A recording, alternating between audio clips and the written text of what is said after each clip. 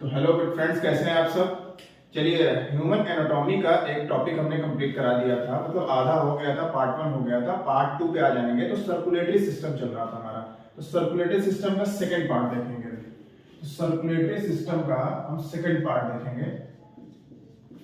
Circulatory system हमने क्या क्या देख लिया था, कार्डियक साइकिल देख लिया था, और देख लिया था हमने आरबीसी, डब्ल्यूबीसी, प्लेटलेट्स के बारे में देखी। आज हम देखेंगे जरा सा ब्लड कोगुलेशन के बारे में। ब्लड कोगुलेशन को क्या बोलते हैं? ब्लड क्लॉटिंग बोलते हैं।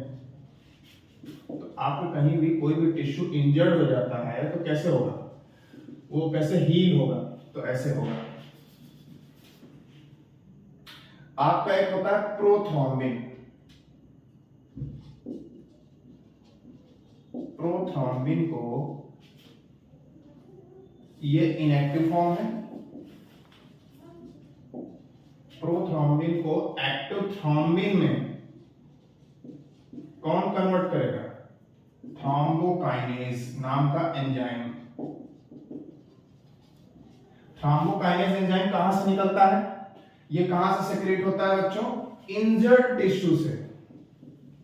इंजर्ड टिश्यू, जो आपका इंजर्ड टिश्यू होगा उससे आपका ये थ्रोम्बोकाइनेज प्रोड्यूस होगा। और प्लेटलेट्स, प्लेटलेट्स जिसको थ्रोम्बोसाइट से बोलते हैं, ठीक है।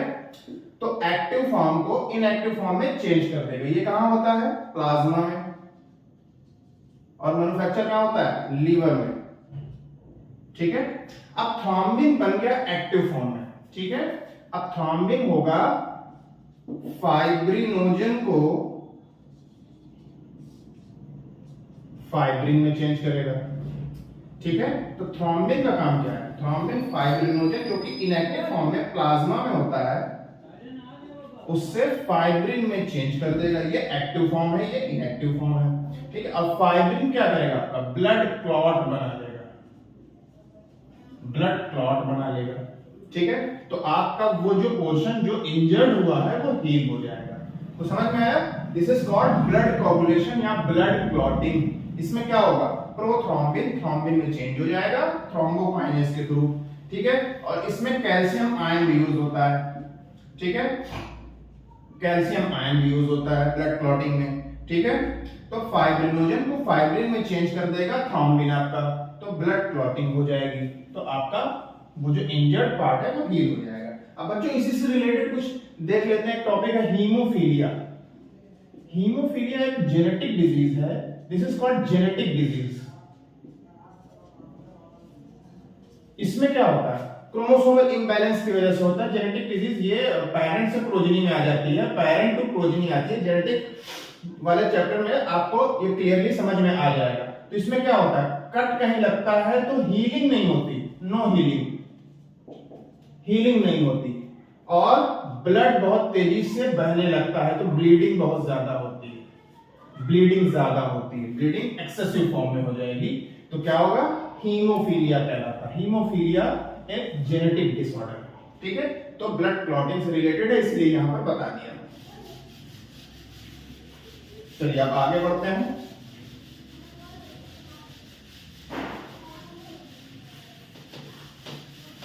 क्योंकि ये रिवीजन क्लासेस है, बोर्ड के बूस्टर के लिए है, इसलिए जो है जल्दी जल्दी आगे बढ़ेंगे, हर चीज के लिए डिटेल में नहीं जाएंगे, ठीक है। आरएच फैक्टर देखते हैं। आरएच फैक्टर, आरएच फैक्टर जैसे आपके blood group A B O होता है, उसी तरह से आरएच फैक्टर भी होते हैं। आरएच फैक्टर ह्यूमन बीइंग्स में ब्लड में प्रेजेंट होते हैं,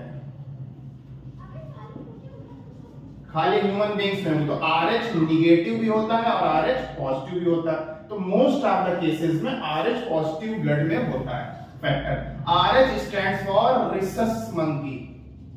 रिसस नाम के मंकी में पहली बार ये रिपोर्ट किया गया था, आरएच फैक्टर, ठीक है। तो आरएच निगेटिव जो होता है, अगर किसी भी लेडी में या किसी जेंट्स में अगर आरएच निगेटिव फैक्टर आ गया तो फिर ये एक प्रॉब्लम है, ठीक है। तो जैसे मान लीजिए कि एग्जांपल से समझने की कोशिश करते हैं। मान लीजिए कोई RH निगेटिव लेडी है, कोई RH पॉजिटिव मेल है, इन दोनों की शादी करा देते हैं। तो जो फर्स्ट बेबी होगा इनका, वो नॉर्मल पैदा होगा। ठीक है, जो फर्स्ट बेबी होगा वो नॉर्मल पैदा होगा। RH फैक्टर अगर निगेटिव है मदर का मतलब फीमेल और फादर मतलब मेल, मेल का साइन ये है, तो दोनों के बीच में जब शादी होगी जो पहला बेबी होगा, फर्स्ट बेबी होगा वो नॉर्मल होगा। लेकिन जो सेकंड बेबी होगा अगर बेबी के बीच में बहुत ज्यादा, जो सेकंड बेबी होगा वो एबनॉर्मल होगा। एबनॉर्मल इन द सेंस होगा ये कि इसकी आरबीसी में क्लम्पिंग हो जाएगी। आरबीसी में क्लम्पिंग कैसे होती होगी? देखिए, कोई भी लेडी जो प्रेग्नेंट होती है तो उसका जो बेबी होता है वो माँ का ही सारा फूड लेता है, सारी चीजें जो माँ यूज करेगी, जो माँ खाएगी वही बेबी में जाएगा। ठीक है, तो माँ के अगेंस्ट में बेबी की बॉडी में, मतलब जो एम्ब्रियो है उसकी बॉडी में माँ के अगेंस्ट में एंटीबॉडीज बनना शुरू हो जाते हैं। इसमें नहीं बनते हैं। फर्स्ट जो बेबी होता है वो नॉर्मल इसीलिए होता है, इसको कोई दिक्कत नहीं होती, एकदम परफेक्ट होता है, क्योंकि इस बेबी का माँ के अगेंस्ट बॉडी में इसके एंटीबॉडीज नहीं बनते हैं। लेकिन इसमें क्या होता है, माँ के अगेंस्ट में सेकेंड बेबी में एंटीबॉडीज बनना स्टार्ट हो जाते हैं। तो एंटीबॉडीज जब माँ के अगेंस्ट बनना स्टार्ट हो जाएंगे तो क्या होगा, इनकी आरबीसी में क्लम्पिंग हो जाएगी। जब आरबीसी में क्लम्पिंग हो जाएगी तो ये बेबी क्या होगा, या तो प्रेगनेंसी के टाइम ही, ड्यूरिंग प्रेगनेंसी ही इसकी डेथ हो जाएगी, आरबीसी बर्स्ट कर जाएंगी, फट जाएंगी। तो ड्यूरिंग प्रेगनेंसी या तो इसकी डेथ हो जाएगी या तो फिर आफ्टर डिलीवरी इसकी डेथ हो जाएगी। मतलब ये बच्चा बचेगा नहीं, या तो प्रेगनेंसी के टाइम इसकी डेथ हो जाएगी या तो डिलीवरी के बाद डेथ हो जाएगी, लेकिन डेथ हो जाएगी। ठीक है, तो फर्स्ट बेबी नॉर्मल होगा, सेकंड बेबी एबनॉर्मल होगा, उसकी डेथ हो जाएगी। ठीक है, इस डिजीज को कहते क्या है? इस डिजीज को कहते हैं इरिथ्रोब्लास्टोसिस फिटालिस।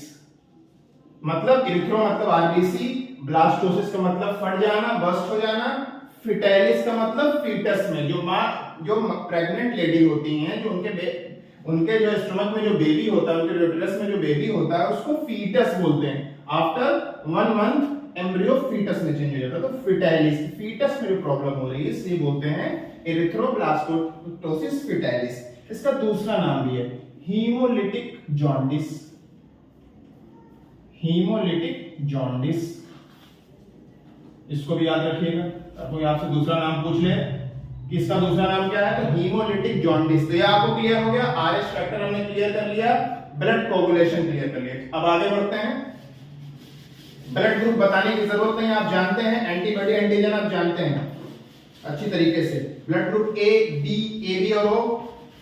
ए बी आपका क्या होता है, यूनिवर्सल रिसिपिएंट होता है। देखिए, blood group A, B, A B और ओ। ए को देगा, ए से लेगा, ए बी को दे देगा, क्योंकि ए बी यूनिवर्सल रेसिपिएंट है। ए बी आपका क्या है, यूनिवर्सल रेसिपिएंट है, मतलब सबसे रिसीव कर सकता है, लेकिन देगा किसको, ए बी को डोनेट करेगा। ओ यूनिवर्सल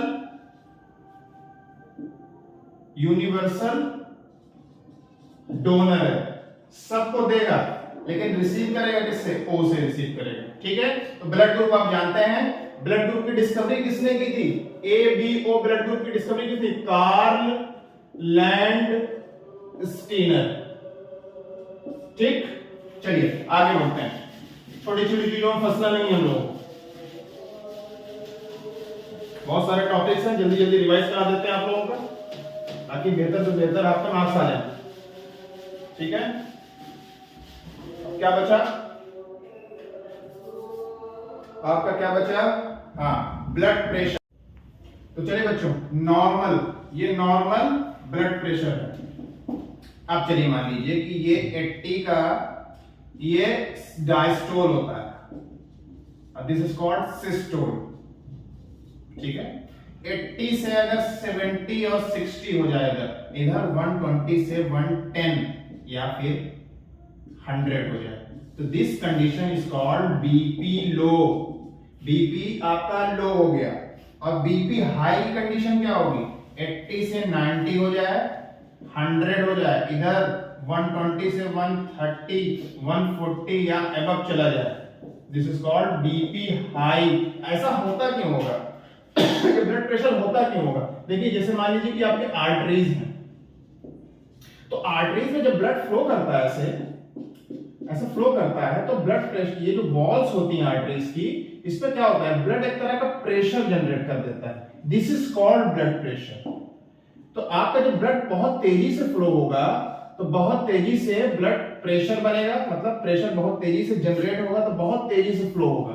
जब ब्लड बहुत ज्यादा हार्ट में जाना शुरू हो जाता है तो ब्लड प्रेशर हाई हो जाता है बॉडी से, ठीक है। और अगर यही ब्लड प्रेशर लो हो जाए, मतलब इस पे वॉल्स पे प्रेशर कम पड़े, तो इसका मतलब ब्लड कम मूव कर रहा है हार्ट तक, इसका मतलब ब्लड प्रेशर लो हो गया। तो लो और हाई कंडीशन में, लो की कंडीशन में क्या होता है, आपको अनकॉन्शियसनेस हो जाती है, बेहोशी आ जाती है। और बीपी हाई की कंडीशन में क्या होता है, आपको बहुत उलझन शुरू हो जाती है, आपको आइडिया हो जाता है कि आपको परेशानी हो रही है, और कभी कभी क्या होता है 200 तक चला जाता है, तो ब्रेन हेमरेज का भी खतरा है, तो ब्रेन की नस फट जाती है, ठीक है। तो ये सब कंडीशन ब्लड प्रेशर हाई हो जाती है। चलिए आगे बढ़ते हैं, कुछ नया टॉपिक देख लेते हैं। अच्छा, ब्लड प्रेशर को मेजरमेंट किससे करते हैं, स्फिग्नो मैनोमीटर से, ठीक है, याद रखिएगा, स्फिग्नो मैनोमीटर से। अब कुछ छोटे छोटे टॉपिक देख लेते हैं, जैसे आपका हार्ट बीट है,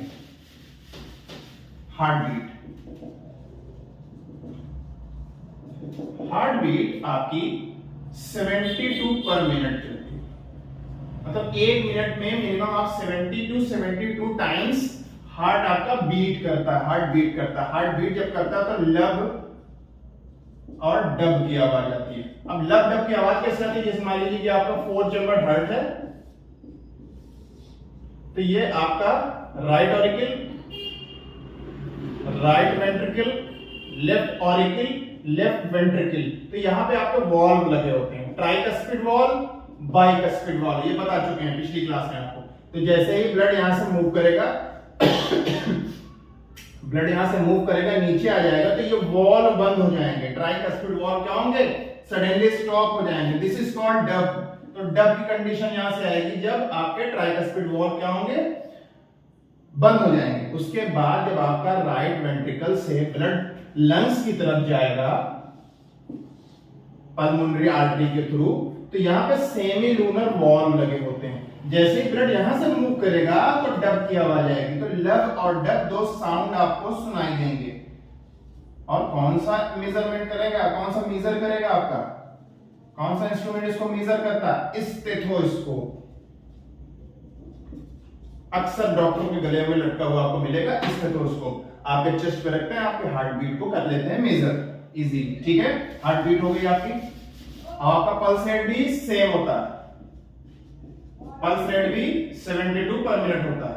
तो आपकी रिब्स से, बॉडी के कुछ 1-2-3 पार्ट ऐसे हैं जहां से आप पल्स रेट को मेजर कर सकते हैं। रिब्स नहीं, रिस्ट आपकी कलाई को पकड़ के आप पल्स रेट को चेक कर सकते हैं। अगर पल्स रेट आपका लो है तो इसका मतलब ये कि आपकी हार्ट बीट सही नहीं चल रही है, ठीक है। चलिए आगे बढ़ लेते हैं, थोड़ा सा और देख लेते हैं कुछ चीजें। एक टॉपिक है इसमें डबल सर्कुलेशन। अब डबल सर्कुलेशन में बच्चों को बड़ी दिक्कत है, सर्कुलेशन तो होता है, डबल सर्कुलेशन क्या होता है। तो बच्चों, आप जब आपका बॉडी है, बॉडी के टिश्यूज से आपके हार्ट की तरफ राइट ऑरिकल में ब्लड जाएगा, इंफीरियर वेना केवा के थ्रू, बता दिया था पिछली क्लास में। तो राइट ऑरिकल से राइट वेंट्रिकल में जाएगा, राइट वेंट्रिकल से आपके लंग्स में जाएंगे, ठीक है।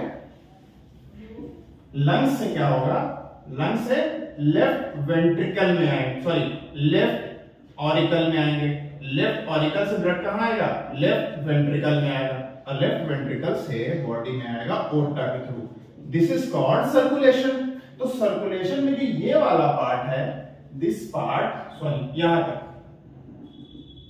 यहां तक ये पूरा portion, this is called pulmonary circulation,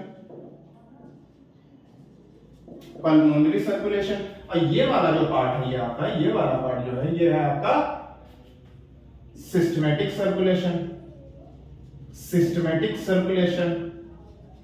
क्यों?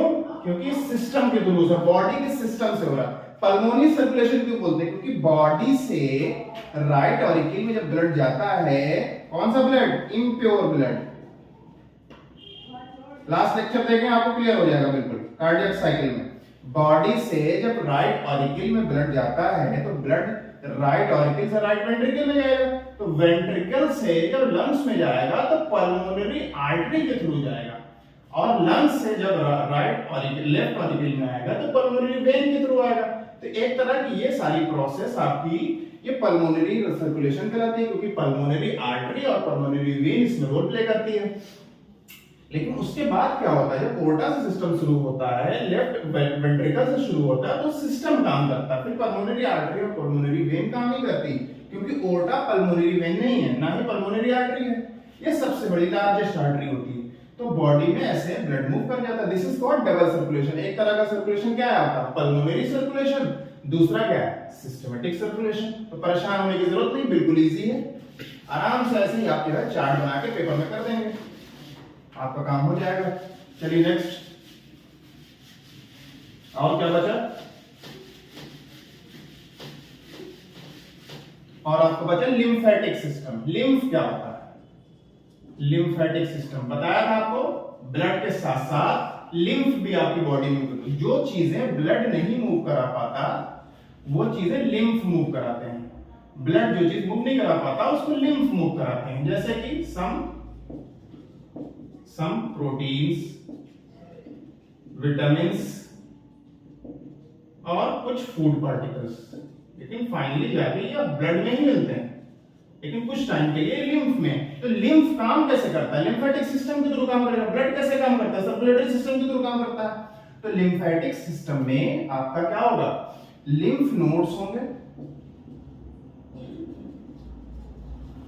लिम्फ वेसल्स होंगे, जिसके थ्रू लिम्फ मूव करता है, फाइनली जाके कैपिलरीज में मिल जाता है। तो लिम्फेटिक सिस्टम क्या होता है? लिम्फ अलग से अपना एक सिस्टम बना के रखता है, बॉडी में हर जगह लिम्फ नोड्स मिल जाएंगे आपको। तो लिम्फ नोड्स में क्या होता है? फाइलेरिया बोन चला जाता है। कभी कभी यहाँ पर ये बात निकली है तो ये बात बता देते हैं, फाइलेरिया बोन चला जाता है, एक तरह का एनिमल है, ठीक है।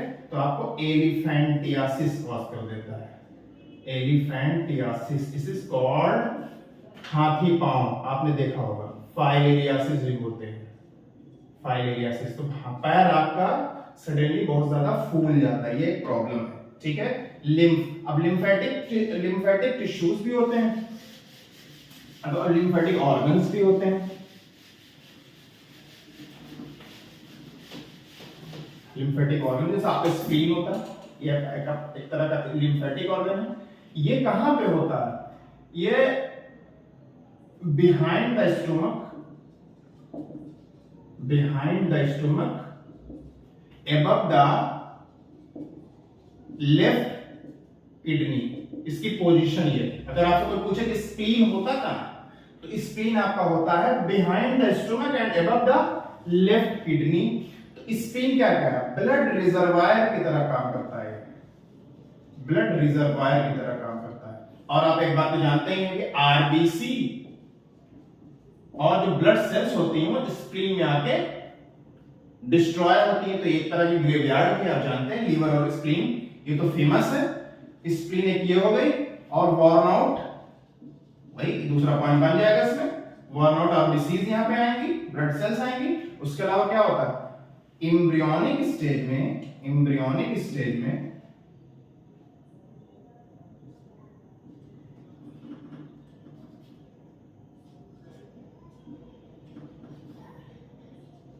एम्ब्रियोनिक स्टेज में क्या होगा?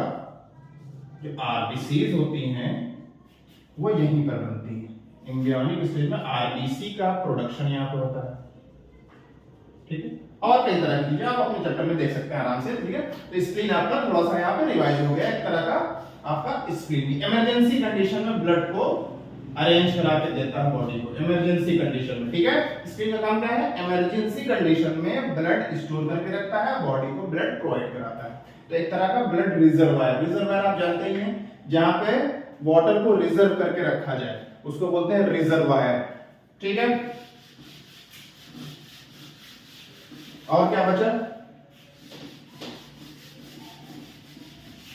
ठीक है, आपका आर्टरी होता है, वेन्स होता है, कैपिलरीज होता है,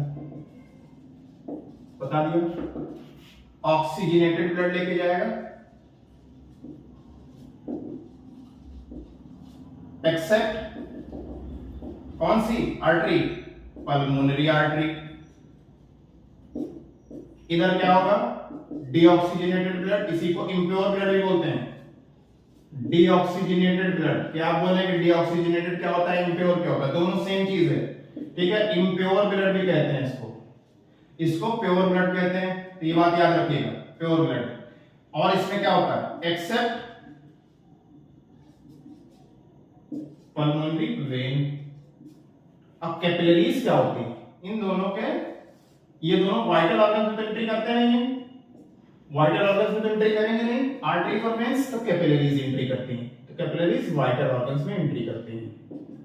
वाइटल ऑर्गन्स, वाइटल ऑर्गन्स क्या होता है बच्चों, हर एक टर्म का कोई ना कोई मतलब होता है, ऐसा कोई चीज नहीं होती। वाइटल ऑर्गन्स का मतलब ऐसे ऑर्गन जिसके बगैर आपकी बॉडी जो है सरवाइव नहीं कर सकती, उनको बोलते हैं वाइटल ऑर्गन्स, हिंदी में बोलते हैं जैविक, ठीक है। इसके बगैर इंसान जिंदा ना रह पाए उसको बोलते हैं वाइटल ऑर्गन्स, ठीक है। तो वाइटल ऑर्गन्स में ये हेयर लाइक स्ट्रक्चर होता है, कैपिलरीज जो आपके लंग्स में एंट्री करेगा, आपकी किडनी में एंट्री करेगा, बॉडी के जितने भी ऑर्गन है इसमें एंट्री डायरेक्टली कभी नहीं करते। जैसे इंटेस्टाइन में भी आपके कैपिलरीज लगे हुए होते हैं, आपके लंग्स के अंदर एल्वेओलाई के अंदर भी कैपिलरीज लगे हुए होते हैं। तो इस तरीके से ये चैप्टर बच्चों कंप्लीट हो जाता है। अगर कोई चीज बची है तो आप लोग एक बार फिर से रिवाइज कर लीजिए अपने नोट्स में या अपने बुक में। जितनी चीजें हमको याद आ रही थी लगभग हमने कर दी हैं। कुछ अगर एक दो टॉपिक छूटा हुआ हो तो आप उसको रिवाइज कर सकते हैं। नेक्स्ट क्लास में हम एक नया चैप्टर, न्यू चैप्टर स्टार्ट करेंगे। आपके एनाटॉमी से कोई नया चैप्टर स्टार्ट कर देते हैं। हम सोच रहे हैं पीछे से करना शुरू कर दें, रिप्रोडक्शन या फिर एंडोक्राइन सिस्टम, इन दोनों में से कोई एक कर देंगे, ठीक है, नेक्स्ट क्लास में। अभी आप इसको रिवाइज करिए, अगर आपको कोई प्रॉब्लम आती है तो आप कमेंट करिए, उसका जवाब दिया जाएगा, ठीक है। चलिए आज के लिए बस इतना ही, ओके, थैंक यू।